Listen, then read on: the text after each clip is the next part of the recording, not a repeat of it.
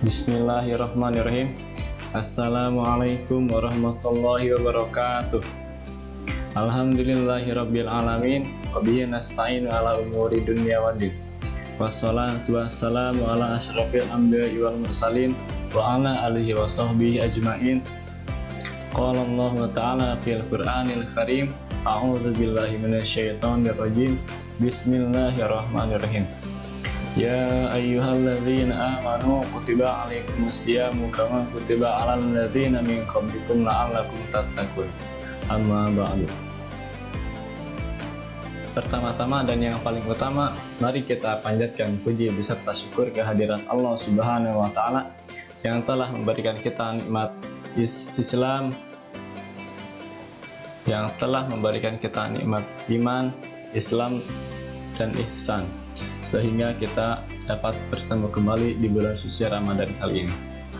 Salawat beserta salam semoga tetap tercurah limpahkan kepada junjungan kita, yakni Habibana wa Nabiyana wa Rasulana wa Maulana Muhammad Sallallahu Alaihi Wasallam, pada para keluarganya, pada para sahabatnya, pada para tabiin, atba'u tabiin, dan semoga sampai kepada kita selaku umatnya. Amin ya rabbal alamin. Tema kultum saya kali ini adalah sejarah dan arti Nuzulul Quran. Nuzulul Quran menjadi salah satu peristiwa penting bagi umat Islam di seluruh dunia.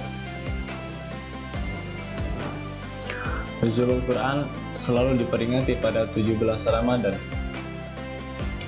Arti dari Nuzulul Quran adalah peristiwa turunnya Al-Quran dalam menyempurnakan ajaran Islam sebagai petunjuk umat manusia. Sejarah peristiwa Nuzulul Quran. Tahap pertama, Al-Quran diturunkan dari Lauhul Mahfuz ke Baitul Izza atau langit bumi. Tahap kedua, dari Baitul Izza kepada Rasulullah yang disampaikan oleh malaikat Jibril secara bertahap.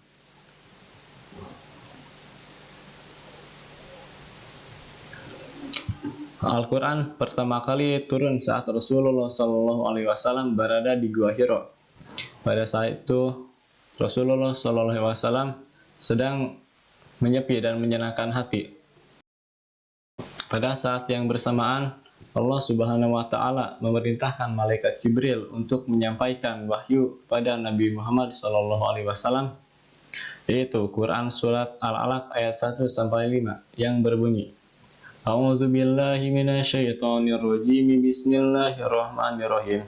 Iqra bismi rabbikal ladzi khalaq, khalaqal insana min 'alaq. Iqra wa rabbukal akram, alladzi 'allama bil qalam, 'allamal insana ma lam ya'lam. Setelah itu, malaikat Jibril lalu memerintahkan Rasulullah untuk membacanya. Tetapi Rasulullah bergeming dan berkata bahwa dirinya tidak bisa membaca surat tersebut. Surat ini juga menjadi pertanda bahwa pada saat itu Nabi diangkat menjadi Nabi dan Rasul.